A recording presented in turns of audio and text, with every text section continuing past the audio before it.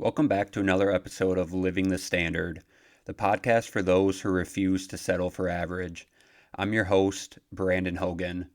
Each episode, we talk about raising your standard in the gym, in business, and in life.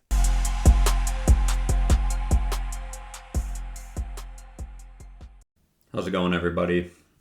Last episode, I finished up talking about how I started training some of my clients out of my garage and how an opportunity came up shortly after I dove all in and starting Bar Raising Fitness. So today, just want to build off that story and continue where I left off. So that opportunity, there was a couple that owned a building outside of Farley.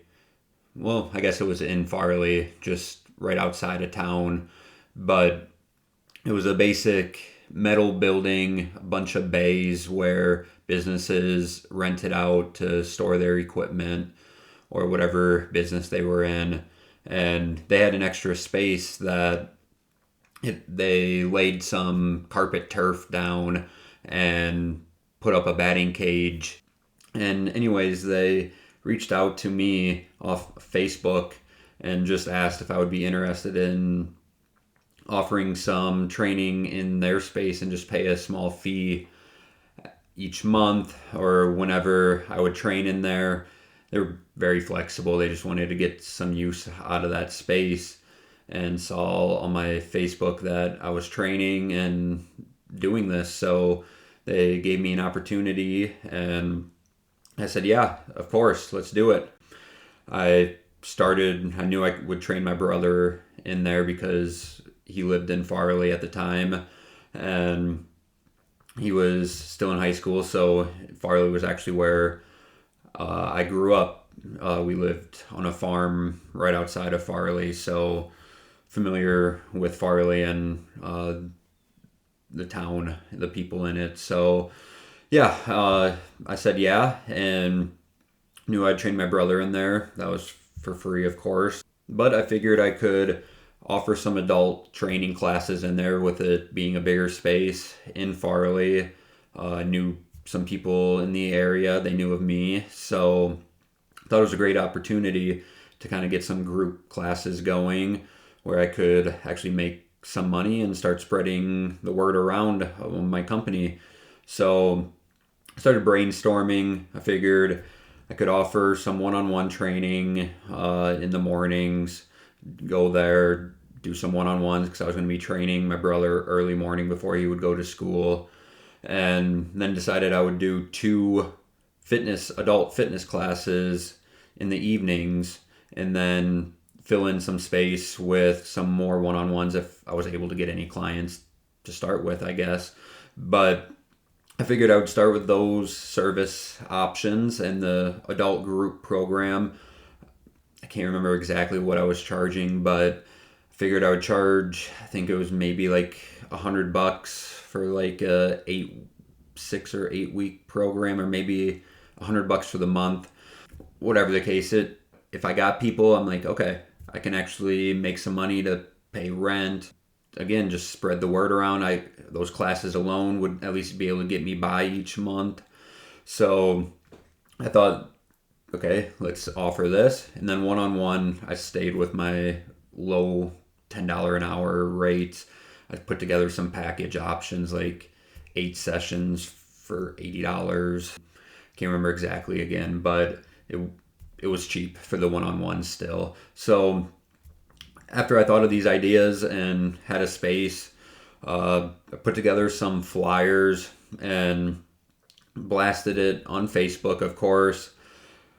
Got a couple people to sign up off of Facebook, and then I decided I was going to go pass these flyers around town, so hung them up at gas stations, some restaurants, any place that had a waiting room. I hung up this flyer just listing out the services, the fitness classes starting this winter.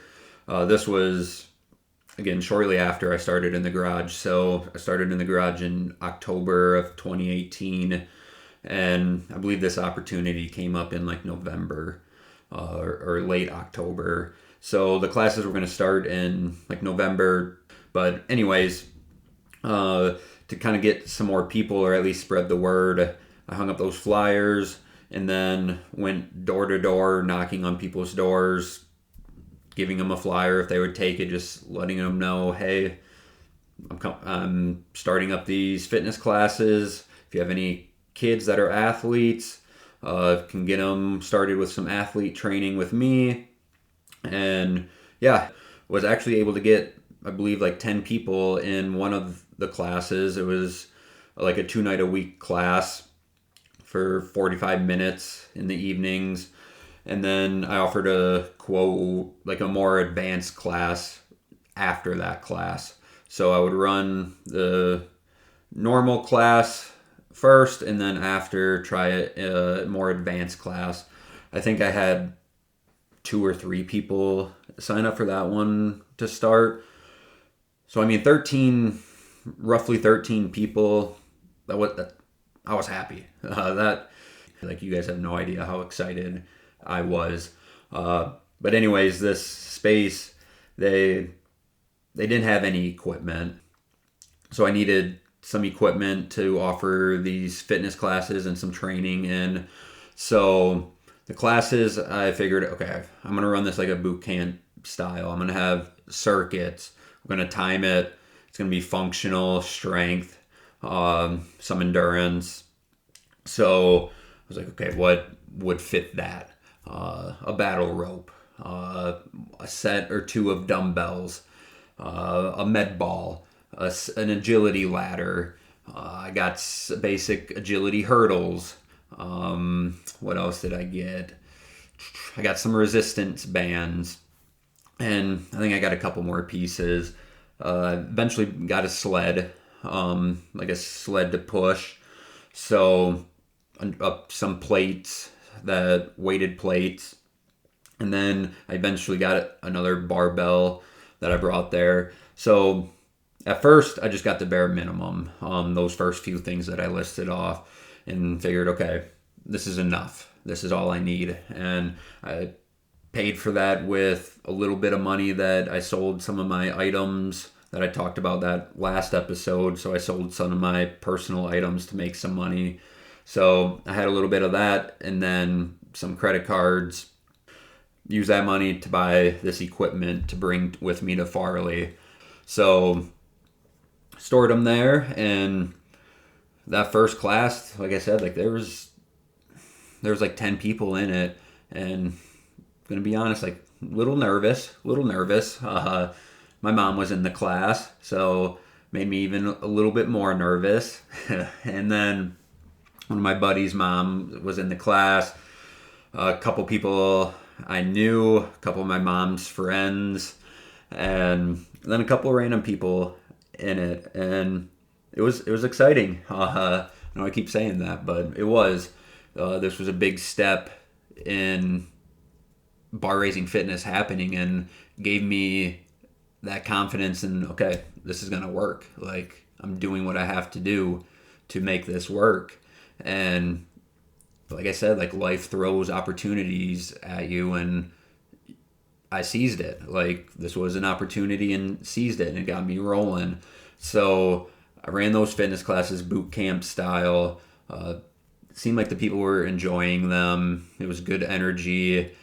Most of them continued to come, had a few drop off, and they were, like I said, like I think they were pretty successful for what I was doing in that type of space with the equipment that I had with me. It helped me, like I said, pay for my rent and get my groceries, pay for gas, because I was driving. The gas killed me. I was driving a Jeep Compass, an old Jeep Compass at the time, and the gas on that thing sucked. And I lived in East Dubuque, which I would have to drive through Dubuque, hope I don't hit every stoplight, drive across that bridge to get to Dubuque, and then, side note, I lived right across the railroad tracks in East Dubuque, and if there was a train that stopped, which happened quite frequently, there was no way to get out of the little island area that I was living in. Like I said, these trains, they stopped quite a bit. So I would always have to hope that a train wouldn't stop. And sometimes they sat there for an extended period of time. Like I recall one time it was at least 15 minutes that train was stopped and there was no way to get to the little subdivision that I lived in and to the main highway. So always just hope that a train wouldn't stop and cost me time. But anyways, I would drive to Farley, which is about 30 to 45 minutes, depending on traffic, to get to Farley from where I lived. So I would drive there in the early mornings. I would wake up like 4 a.m., drive to Farley to train my brother early in the morning, train another kid early in the morning after him a couple days a week. I would train Colin, my brother, multiple times a week. So I would do that every morning, drive there. Then I would drive back home, so another half an hour to 45 minutes. Not have much in the early morning. I would do my work on the computer, eat some breakfast, get my workout in. And then I would have like a client, maybe like 11 a.m. a couple days a week, one at maybe noon, and then a couple at 1, I guess, at like 1. So I would have 1 to 3 clients throughout the week, training around the lunch, early afternoon time frame, a couple times a week in my garage.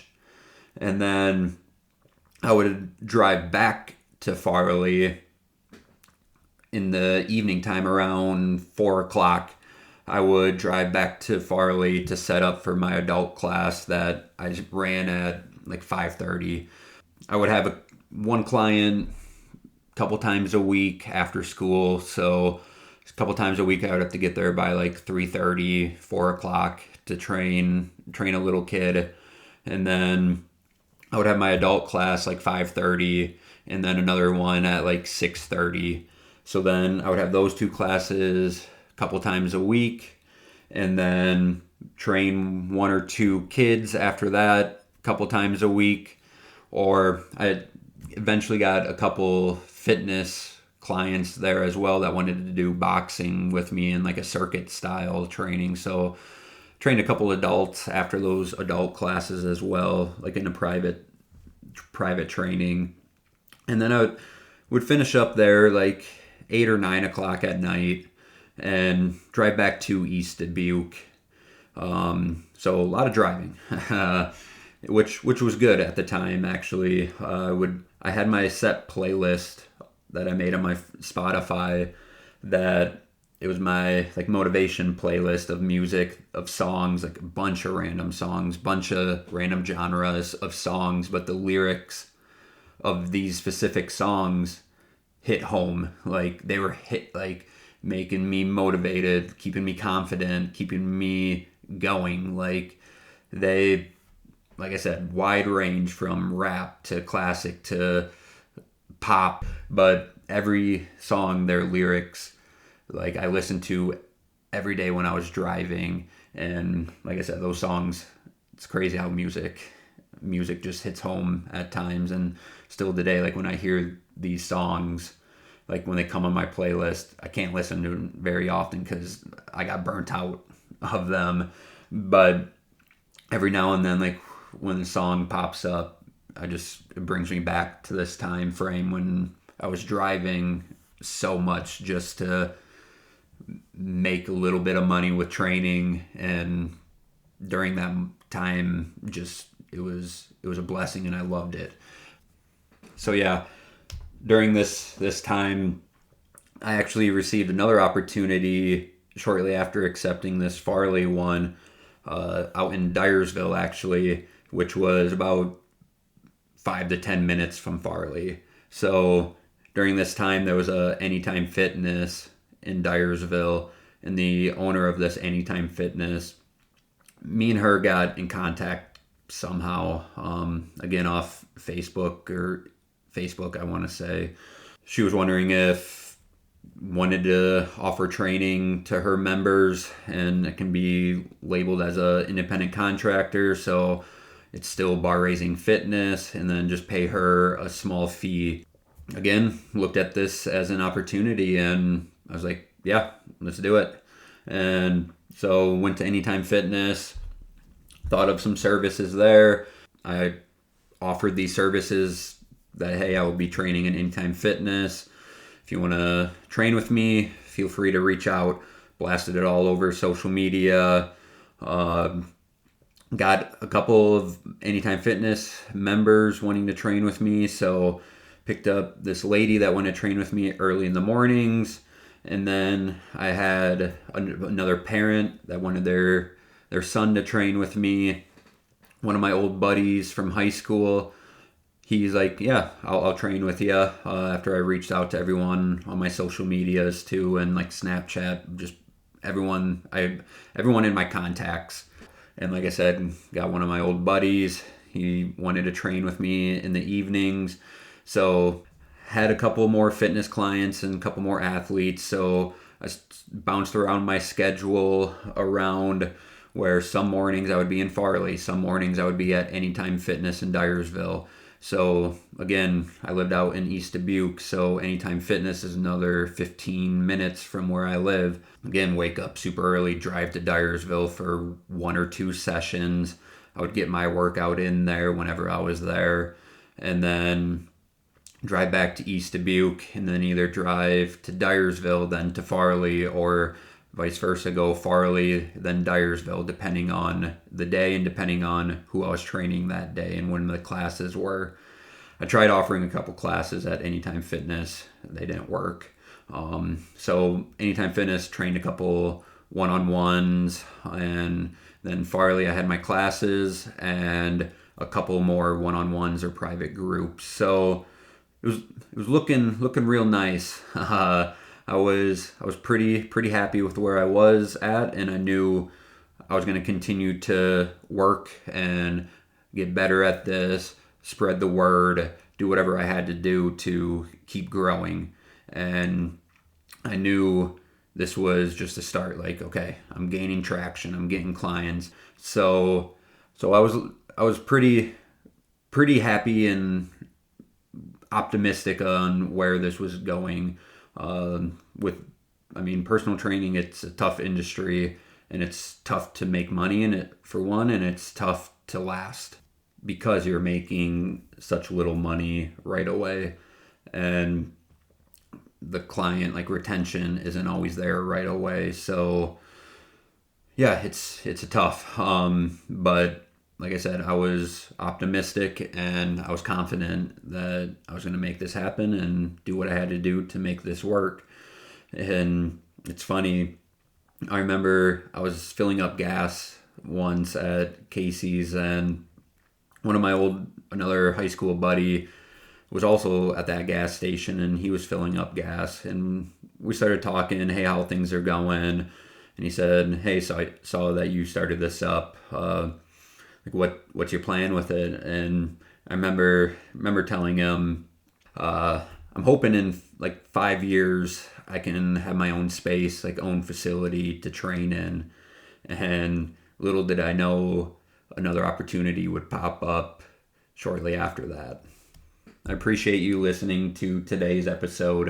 If you enjoyed it, please like, subscribe, and make sure to share with a friend. I would really appreciate it. But I'll pick up on this conversation and story next episode. But until then, keep raising your standard.